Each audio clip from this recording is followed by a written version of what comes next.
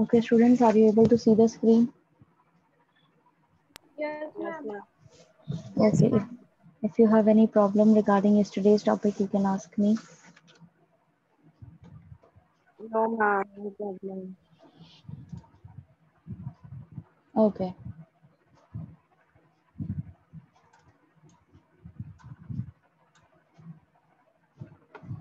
So now we have to study consequences of disintegration. जब USSR collapse हो गया था, उसके बाद में वहाँ क्या कंडीशंस रही थी उनके बारे में पढ़ेंगे। जब सेकेंड वर्ल्ड वॉर खत्म हुआ, सोवियत यूनियन जो है उसी के साथ में ही उसका भी डिसइंटीग्रेशन हुआ। और हमने जैसे कि ऊपर पढ़ा था कि क्या क्या यहाँ पे अलग अलग पॉइंट्स इन्होंने दिए थे, इकोनॉमिक एस्पेक्ट से देखा जाए या पॉलिटिकल एस्पेक्ट से देखा जाए। तो उसके बाद में यहाँ पे क्या डिफरेंट चीज़ें हुई थी उनके बारे में देखेंगे। यहाँ पे बेसिकली आपको 3 तरह की चेंजेस जो हैं वो बताए जाएंगे, क्योंकि सारे ही जो चेंजेस है, कई सारे इफेक्ट्स आए थे, उन सबको हम नहीं समझ सकते हैं, सारी चीज़ें लिस्ट में नहीं डाली जा सकती। इसलिए यहाँ पर बेसिकली 3 चीज़ों में ये डिवाइड किया गया है कि क्या क्या वहाँ पर ये यूएसएसआर के जब डिसइंटीग्रेशन हुआ, सेकेंड वर्ल्ड वॉर खत्म हुआ, उसके बाद में क्या क्या चेंजेस आए थे। ठीक है, तो स्टार्ट करते हैं। The collapse of the second world war of the Soviet union and the socialist system in eastern Europe had profound consequences for world politics. जब केरा ये खत्म हुआ सोवियत यूनियन, तो यहाँ और इनका सोशलिस्ट सिस्टम जो था ईस्टर्न यूरोप के अंदर वो खत्म हुआ, तो वहाँ पे कई सारे कॉन्सिक्वेंसेस देखने को मिले वर्ल्ड पॉलिटिक्स के एस्पेक्ट से। Let us note here 3 broad kinds of enduring changes that resulted from it. Each of these had a number of effects that we cannot list here. अब ध्यान दीजिए कि यहाँ पे 3 तरह के काइंड्स आपको बताए गए हैं, 3 तरह के चेंजेस जो हैं वो बताए गए हैं, क्योंकि सारे ही चेंजेस जो हैं यहाँ पे लिस्ट आउट नहीं किए जा सकते। पहला है वॉर कॉन्फ्रंटेशंस। जितने भी मतलब जब खत्म हुआ कोल्ड वॉर, कॉन्फ्रंटेशंस खत्म हुए, बेसिकली उसमें हुआ क्या था, जितने भी फाइट्स और आर्ग्यूमेंट्स हो रहे थे उस समय कोल्ड वॉर के तहत, वो खत्म हुए थे।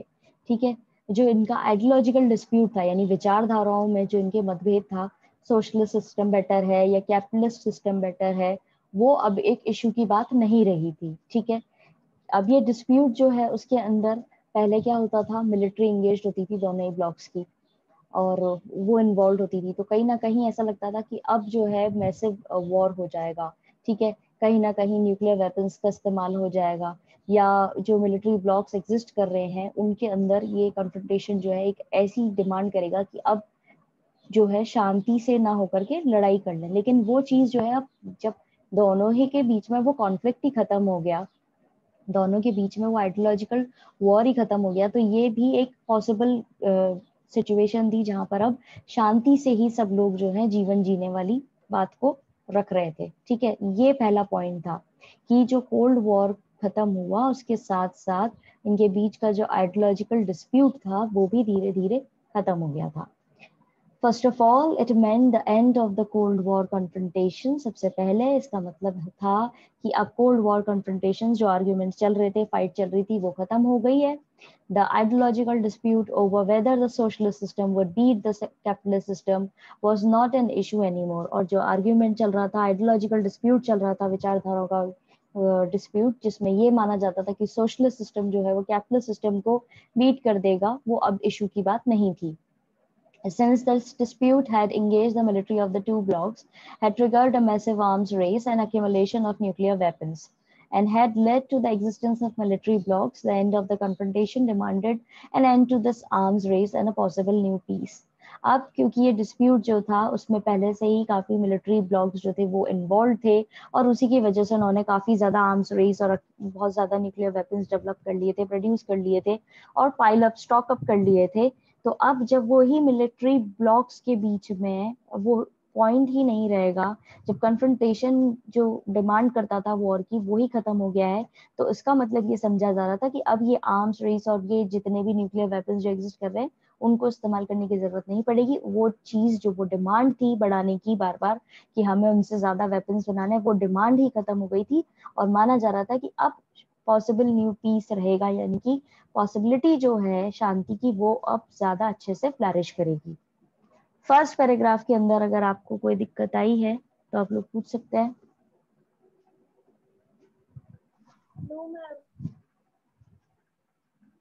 मैम एक बार वापस बता दीजिए। इसमें ये बोला गया है कि भाई जब कोल्ड वॉर खत्म हो गया था, जो कोल्ड वॉर के तहत जब पहले चीजें दोनों ही ब्लॉक्स के बीच में खराब थी और वो लोग अपनी अपनी आइडियोलॉजिकल वॉर लेकर के चल रहे थे और उसी के तहत उनको डिमांड थी कि भाई दूसरा हम पे वॉर ना कर दे, इसीलिए हमें और न्यूक्लियर वेपन्स जो है इकट्ठे करने हैं, प्रोड्यूस करने हैं। तो जब वो डिमांड ही खत्म हो गई, जब वो वॉर ही खत्म हो गया, जो कोल्ड वॉर के बीच में जो कोल्ड वॉर चल रहा था वही खत्म हो गया, तो वो डिमांड खत्म हो गई न्यूक्लियर वेपन्स की। तब लगने लगा लोगों को कि अब पॉसिबिलिटी है कि अब शांति जो है वो अच्छे से फ्लरिश करेगी।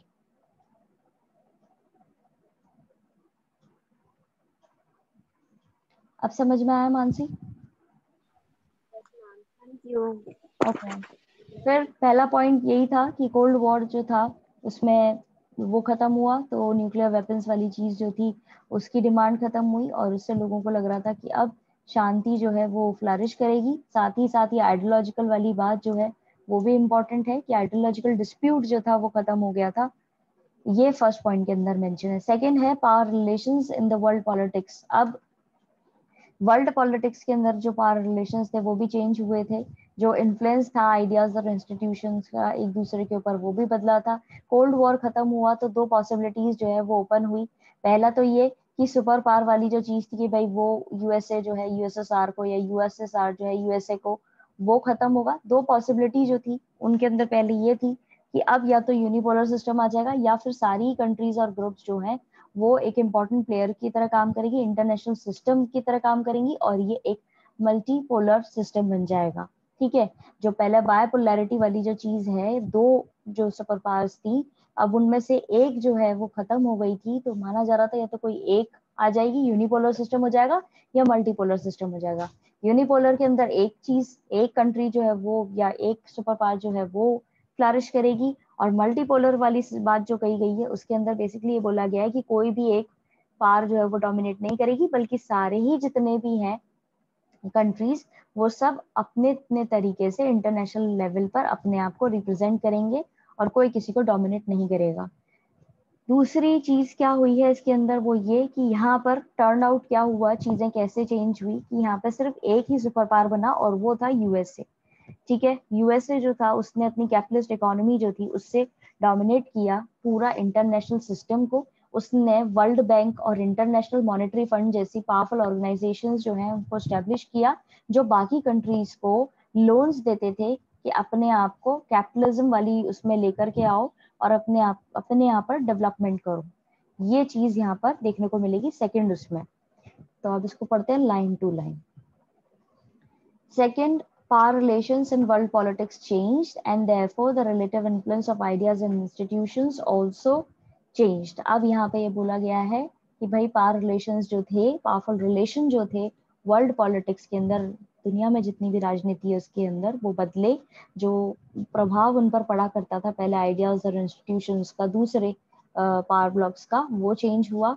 The end of the cold war left open only to possibilities. अब कोल्ड वॉर के खत्म होने से दो ही चीजें हो सकती थी, either the remaining super power would dominate and create a unipolar system. पहला तो ये कि जो बस अब सुपर पावर बच गई है वही आ जाएगी और वही डोमिनेट करेगी सबको और यूनिपोलर सिस्टम हो जाएगा, और डिफरेंट कंट्रीज और groups of countries could become important players in the international system, thereby bringing in a multipolar system where no one power could dominate। या दूसरी बात ये हो सकती है कि बाकी जितनी भी कंट्रीज है या ग्रुप ऑफ कंट्रीज जो है वो सब इंपॉर्टेंट प्लेयर्स की तरह आ जाएंगे इंटरनेशनल सिस्टम के अंदर, और कोई भी एक व्यक्ति जो है उनको, मतलब कोई भी एक सुपर पावर जो उनको डोमिनेट नहीं करेगी, और ये सब इक्वली मल्टीपोलर सिस्टम में आ जाएंगे। तो ये दो चीजें हो सकती थी, दो पॉसिबिलिटीज देखी जा रही थी। एंड में होता क्या है, as it turn out the USA become the sole super power. USA जो है वो सोल सुपर पावर बन करके आता है, और backed by the power and prestige of the US, the capitalist economy was now the dominant economic system internationally। और उसके बाद में जो कैपिटलिस्ट, जो यूएसए की आइडियोलॉजी थी, विचारधारा थी कैपिटलिस्ट वाली और डेमोक्रेसी वाली, वो चीज जो है फ्लरिश करने लगती है, वो डोमिनेट करने लगती है इंटरनेशनली, यानी कि इंटरनेशनल इकोनॉमिक सिस्टम को डोमिनेट करने लगती है। जो पहली पॉसिबिलिटी यहाँ पे रखी गई थी यूनिपोलर सिस्टम वाली, वही चीज यहाँ पे आ जाती है। अब किस तरह से इसने आगे इस चीज को बढ़ाया वो देखिए। Institutions like the World bank, ये चीज आपने काफी ज्यादा सुनी होगी, वर्ल्ड बैंक जो है उसका अक्सर अखबारों में नाम आता है, अपने इंडिया के भी, कि वर्ल्ड बैंक ने सो एंड सो कंट्री को इतना लोन दिया है, और वो लोन क्यों दे रहे हैं, ऐसे ही किसी एक देश को वो लोन क्यों देते हैं, ठीक है, या इंटरनेशनल मॉनेटरी फंड जो है वो क्यों फंड्स प्रोवाइड करा रहा है। ये दोनों ही जो है वो यूएसए बेस्ड है, ठीक है। तो ये क्यों दूसरे देशों को कर्जा दे रहे हैं, कर्जा देने का सिंपली एक रास्ता, एक रीजन ये है कि ये कैपिटलिज्म को बढ़ावा देना चाहते हैं। जो इनकी कैपिटलिस्ट इकोनॉमी वाला जो एक आइडियोलॉजी है कि भाई इन्वेस्ट करो प्राइवेट ऑर्गेनाइजेशंस के अंदर और फिर फ्लरिश करो, डेवलपमेंट लाओ, ग्रोथ करो, उस चीज को बढ़ावा देने के लिए ये दूसरे नेशंस को क्या देते हैं, लोन देते हैं, ठीक है। became powerful advisors to all these countries since they gave them loans for their transitions to capitalism। क्यों दे रहे हैं ये लोन, कि पावरफुल एडवाइजर के तौर पे उनको काम कर रहे हैं, उन सारी कंट्रीज को ये लोन दे रहे हैं जिससे वो अपने आप को कैपिटलिज्म की तरफ चेंज करें।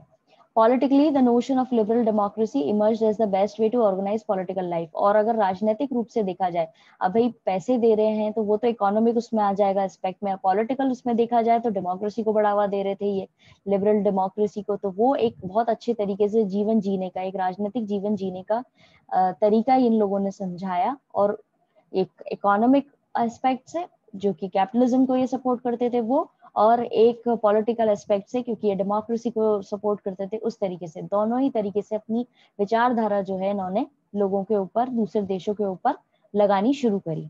समझ में आया second point? Yes ma'am. Yes ma'am. Okay, तो हमने अभी 2 पॉइंट्स पढ़े। पहला तो ये कि आर्म्स और एमिनेशंस जो है वो धीरे कम होंगे, आइडियोलॉजिकल डिस्प्यूट जो है वो खत्म होगा। दूसरा ये कि कोई एक सुपर पावर जो है वो निकल के आएगी और फिर आकर के इस तरीके से काम करेगी। अब है third point, the end of the Soviet block meant the emergence of many new countries. अब जब ये तीसरा पॉइंट है, जबकि यूएसएसआर डिसइंटीग्रेट हो गया है, सोवियत ब्लॉक खत्म हो गया है, तो कई सारी कंट्रीज जो है वो emerged out होंगी, निकल के आएंगी। All these countries had their own independent aspirations and choices।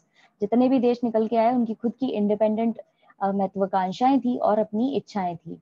Some of them, especially the Baltic and East European states, wanted to join the European Union and become part of the North Atlantic Treaty Organization NATO। अब जैसा NATO के बारे में हमने पहले भी पढ़ा था कि कुछ कंट्रीज जो थी स्पेशली जैसे कि बाल्टिक और ईस्ट यूरोपियन स्टेट्स, वो ज्वाइन करना चाहती थी यूरोपियन यूनियन और हिस्सा बनना चाहती थी नाटो का। Central Asian countries wanted to take advantage of their geographical location and continue their close ties with Russia and also to establish the ties with the West, the US and the China and the others। Okay,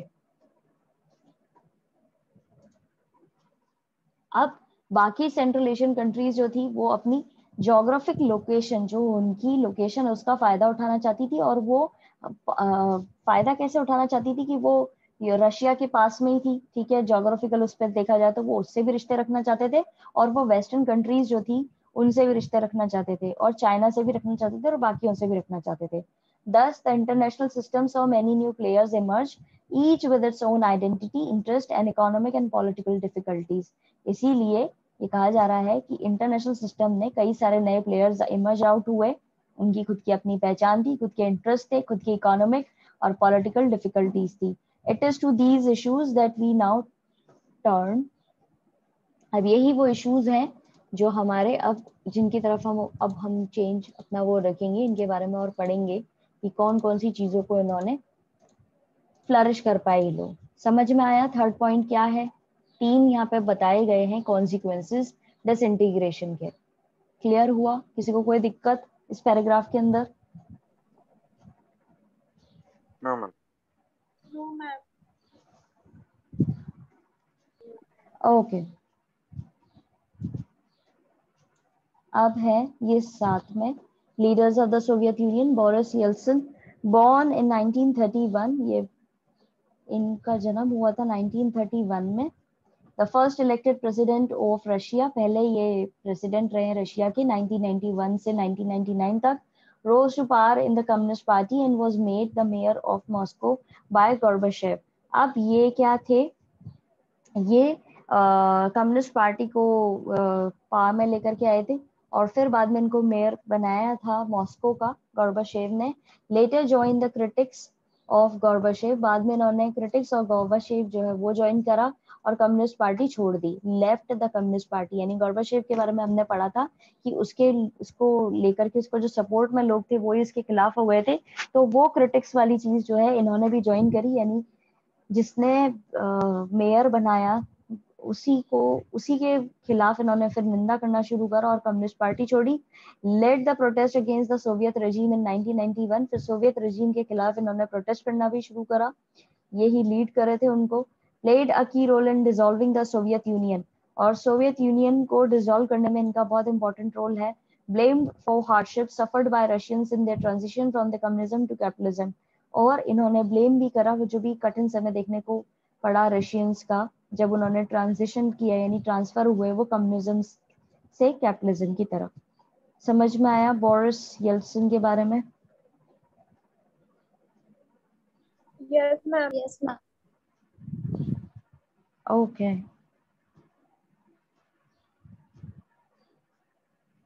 इनकी death हुई है 23 अप्रैल 2007 में, यहाँ पे mention नहीं है, 2007 में death हुई है इनकी. देन शॉक थेरेपी इन पोस्ट कम्युनिस्ट रेजिम्स. अब क्या हुआ जब ये सोवियत यूनियन डिसॉल्व हो गया और उसके बाद में जब ये सोवियत यूनियन जो है डिसॉल्व हुआ तो उसके बाद में वहां पे क्या जो कम्युनिस्ट रेजिम्स थे उनको कैसे देखा जा रहा था, वो कम्युनिज्म जो खत्म हुआ था वो जो एकदम से डिसॉल्व हो गई थी सारी चीजें, उनका बाद में क्या कंडीशन रही थी, तो उसके बारे में यहाँ पे बताया कि जैसे कम्युनिज्म खत्म हुआ तो कई सारी कंट्रीज जो थी वो बहुत पेनफुल प्रोसेस में थी क्योंकि वो सब ट्रांजिशन में थी, यानी उनमें चेंजेस आ रहे थे. उनका सोशलिस्ट सिस्टम जो था अब डेमोक्रेटिक कैपिटलिस्ट सिस्टम बन रहा था, डेमोक्रेसी वहां पर आ रही थी. जैसे कि Russia, central Asia, east Europe, इन सब में इन सबको कौन प्रभाव डाल रहा था, वर्ल्ड बैंक और IMF, जिसके बारे में भी हमने ऊपर पढ़ा है. वो सब को बोला जा रहा है कि वो एक शॉक थेरेपी था. शॉक थेरेपी कैसे था, शॉक थेरेपी जो है जिस इंटेंसिटी से वहां पर बदलाव आ रहे थे, जिस स्पीड से वहां पर बदलाव आ रहे थे, सेकेंड वर्ल्ड वॉर कंट्रीज जो थी उसके यहाँ पर चेंजेस आ रहे थे, तो वो उनके लिए काफी शॉकिंग था. ठीक है, इसी चीज को बोला गया है शॉक थेरेपी. उसकी डायरेक्शन और उसके फीचर्स जो थे काफी सिमिलर थे लेकिन वो फिर भी उनके लिए काफी शॉकिंग था. अब इसको पढ़ते हैं. The collapse of communism was followed in most of these countries by a painful process of transition from an authoritarian socialist system to a democratic capitalist system. वही चीज मैंने आपको बोली कि जैसे कम्युनिस्ट पार्टी खत्म हुई, कोलैप्स हुई, तो वहाँ की कंट्रीज जो थी काफी पेनफुल प्रोसेस में थी, जिनको पहले बेसिकली एक ही आधिकारिक वो हुआ करता था सोशलिस्ट सिस्टम, डेमोक्रेसी नहीं थी. अब वहाँ पे डेमोक्रेसी आ रही थी, कैपिटलिस्ट सिस्टम को अपनाया जा रहा था, सोशलिस्ट सिस्टम को हटाया जा रहा था, तो वह चीज काफी पेनफुल थी. The model of the transition in Russia and Central Asia and East Europe that was influenced by the World Bank and IMF came to be known as shock therapy. ये जो ट्रांजिशन हो रहा था, ये जो बदलाव आ रहा था Russia, central Asia, east Europe के अंदर वर्ल्ड बैंक और IMF के द्वारा, ये उनके लिए शॉक थेरेपी की तरह जाना जाता है. Shock therapy varied in intensity and speed amongst the former second world countries, but its direction and features were quite similar. यहाँ पे शॉक थेरेपी जो है उसके अंदर काफी इंटेंसिटी थी, काफी स्पीडली यहाँ पे चेंजेस आ रहे थे सेकेंड वर्ल्ड कंट्रीज के अंदर, और उनका जो डायरेक्शन और उनके फीचर्स थे वो काफी सिमिलर थे. Each of these countries was required to make a total shift to a capitalist economy, which meant rooting out completely any structures evolved during the Soviet period. Shock therapy की तरह क्यों यहाँ पे ये बोला जा रहा है, ये इसलिए बोला जा रहा है कि वहां पे सब चीजें बिल्कुल बदल रही थी. तो अगर वहां पे पहले से कैपिटलिस्ट इकोनॉमी थी और उसमें कुछ उन्होंने अच्छी चीजें इवॉल्व करी थी, तो उसको भी अब जड़ से पूरी तरह हटाना था. उस सोवियत पीरियड के दौरान जो भी उन्होंने सोशलिस्ट सिस्टम के अंदर जो भी डेवलपमेंट किए थे उसको हटाना था और कैपिटलिस्ट इकोनॉमी जो है उसको वहां पे एस्टेब्लिश करना था. समझ में आया? किसी को कोई दिक्कत अभी अभी तक जितना भी पढ़ा उसमें तो आप लोग पूछ सकते हैं। No, ma'am. Okay. Above all, it meant that private ownership was to be dominant pattern of ownership of property.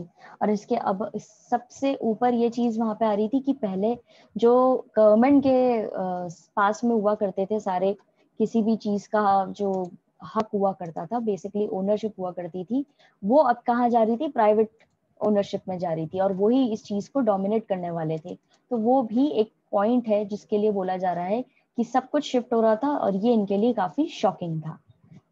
Clear है? Yes, ma'am. Okay, so that's it for today. आज हम इतना ही करेंगे, we are running out of time. I am going to send you link for your next class. Till then, conjure up your problems. We'll discuss all of